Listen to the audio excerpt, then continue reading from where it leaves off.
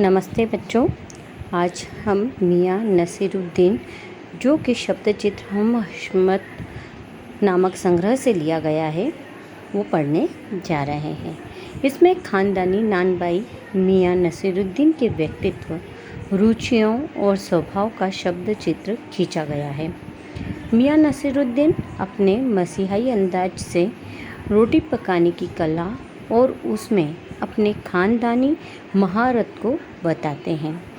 वे ऐसे इंसान का भी प्रतिनिधित्व करते हैं जो अपने पेशे को कला का दर्जा देते हैं और करके सीखने को असली हुनर मानते हैं।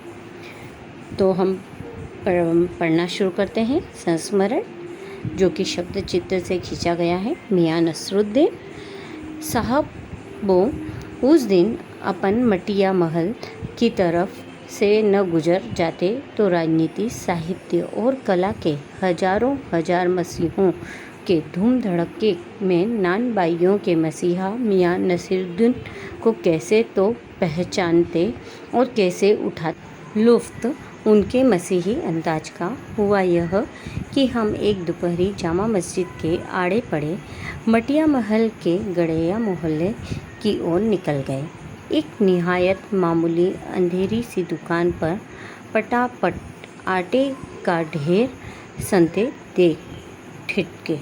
सोचा सेवइयों की तैयारी होगी, पर पूछने पर मालूम हुआ खानदानी नानबाई मियाँ नसीरुद्दीन की दुकान पर खड़े हैं। मियाँ मशहूर हैं 56 किस्म की रोटी बनाने के लिए, यानी उनको यह एक विशेष हुनर है उनके पास कि जो रोटियां बनाते हैं वह 56 प्रकार की बनाते हैं। हमने जो अंदर झाँका तो पाया मियाँ चारपाई पर बैठे बीड़ी का मज़ा ले रहे हैं। मौसमों की मार से पका चेहरा, आँखों में काइयाँ, भोलापन और पेशानी पर मंजे हुए कारीगर के तेवर। कहने का तात्पर्य है उनके शारीरिक बनावट को बताया गया है कि वास्तव में वह जब चारपाई पर लेटे हों उस समय उनकी जो अवस्था है, यानी समय के अनुसार व्यक्ति के शरीर पर भी प्रभाव पड़ता है। तो इसीलिए कहा गया है मौसमों की मार से पका चेहरा, मतलब काम ऐसा है कि भट्टी के सामने रहना पड़ता है और 12 महीने जब व्यक्ति काम करता है तो उस पे चेहरे पे बहुत फ़र्क दिखाई देता है। हमें ग्राहक समझ मियाँ ने नज़र उठाई, फरमाइए। झिझक से कहा, आपसे कुछ एक सवाल पूछने थे, आपको वक्त हो तो। यानी यहाँ पर विराम दिया गया है। मियाँ नसीरुद्दीन ने पंचहजारी अंदाज से सिर हिलाया। निकाल लेंगे वक्त थोड़ा, पर यह तो कहिए आपको पूछना क्या है। फिर घूर कर देखा और जोड़ा, मियाँ कहीं अखबार नवीसी तो नहीं हो, यानी कि कोई अखबार वाले तो नहीं हो कि हमसे प्रश्न पूछने आए हो। यह तो खोजियों की खुराफात है। हम तो अखबार बनाने वाले और अखबार पढ़ने वाले दोनों को ही निठल्ला समझते हैं। हाँ, कामकाजी आदमी को इससे क्या काम है। खैर, आपने यहाँ तक आने की तकलीफ़ उठाई ही है तो पूछिए क्या पूछना चाहते हैं। पूछना यह था कि किस्म किस्म की रोटी पकाने का इल्म आपने कहाँ से हासिल किया। मतलब आप तरह तरह की रोटी बनाने की कारीगरी जानते हैं, ये आपने कहाँ से सीखी। मियाँ नसीरुद्दीन ने आँखों के कंचे हम पर फेर दिए, फिर तरेर कर बोले, क्या मतलब। पूछिए साहब। नानबाई इल्म लेने नहीं कहीं और जाएगा। इल्म यानी कोई जानकारी या कोई ज्ञान मैंने कहीं बाहर से नहीं सीखा है। क्या नगीना साज के पास, क्या आईना साज के पास। मतलब वो उन्हें उल्टा जवाब देते हैं, न तो मैं नगीना गढ़ने वाले के पास गया हूँ, ना आईना बनाने वाले के पास गया हूँ, न मीना साज के पास, न या रफूगर यानी कपड़े सिलने के पास, न रंगरेज न कपड़े रंगने वाले के पास, या तेली तबोली से सीखने जाएगा। क्या फरमा दिया साहब, यह तो हमारा ख़ानदानी ऐसा ठहरा। हाँ, इल्म की बात पूछिए तो जो कुछ भी सीखा अपने वालिद उस्ताद से ही। मतलब यह कि हम घर से न निकले कि कोई पेशा अख्तियार करेंगे। जो बाप दादा का हुनर था वही उनसे पाया और वालिद मरहूम के उठ जाने पर आ बैठे उन्हीं के ठिये पर। यानी हमारा जो ख़ानदानी काम था वही हमने संभाला है।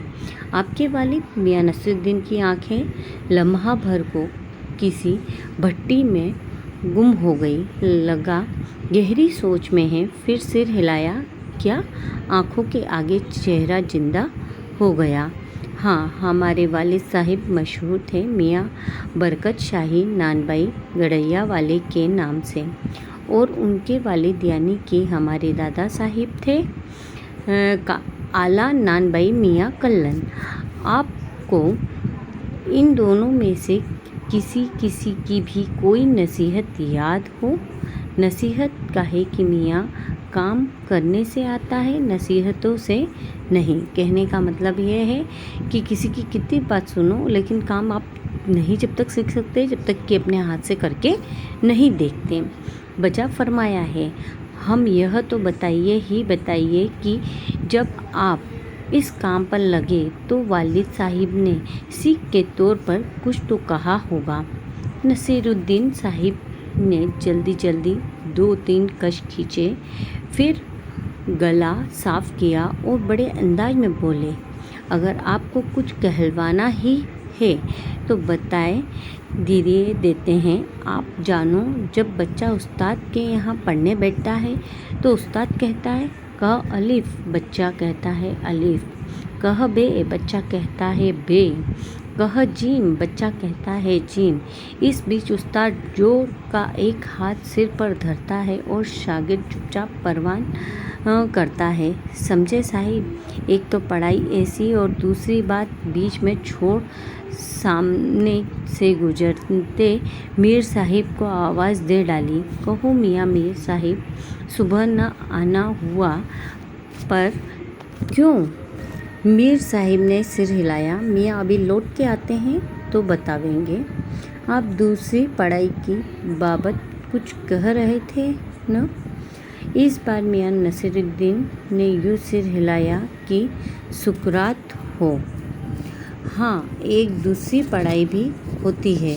सुनिए, अगर बच्चे को भेजा मदरसे तो बच्चा न कच्ची में बैठा न बैठा वह पक्की में, न दूसरी में, और जा बैठा तीसरी में। हम यह पूछेंगे कि उन 3 जमातों का क्या हुआ उन 3 क्लासों का। अपना ख्याल था कि मियाँ नसीरुद्दीन नानबाई अपनी बात का निचोड़ भी निकालेंगे, पर वह हम ही पर दागते रहे। आप ही बताइए, उन 2-3 जमातों का हुआ क्या?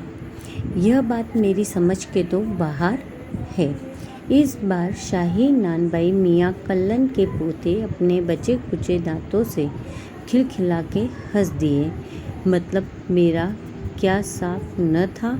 लो साहिबों, अभी साफ हुआ जाता है, जरा सी देर को मान लीजिए। हम बर्तन धोना न सीखते, हम भट्टी बनाना न सीखते, भट्टी को आँच देना न सीखते, तो क्या हम सीधे नानबाई का हुनर सीख जाते? मियाँ नसीरुद्दीन हमारी ओर कुछ ऐसे देखा किए कि उन्हें हमसे जवाब पाना हो।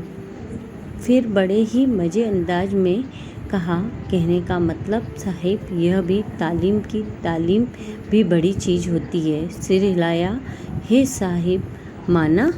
बच्चों, इसके आगे अब हम कल पढ़ेंगे।